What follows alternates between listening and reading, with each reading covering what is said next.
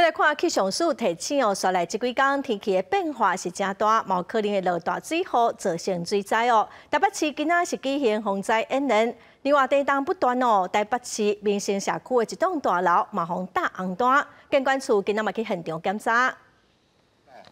当河川水位高涨的时候，路闸必须关闭。专心听简报，台北市长周万安和市府的官员来到迪化抽水站做水灾的防汛抢险的演习，关心移动式抽水机这设备的操作状况。因为全球气候变迁，市府特别注意剧烈的天气变化有可能生灾的状况。他也关注到，包括像今天下午还有周四可能有锋面经过，那周五的天气也会比较不稳定。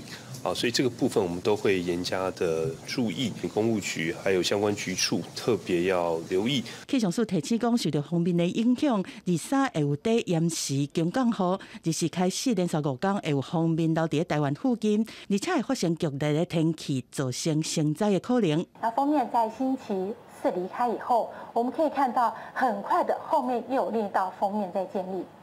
星期5一直到星期天持续影响我们，天气是很不稳定的。那是要注意大雨生灾，全台湾是一直有发生大地震。民生社区一栋大楼月初因为花莲大地震出现严重的壁痕，大面积的态度落气在进行防大黄单。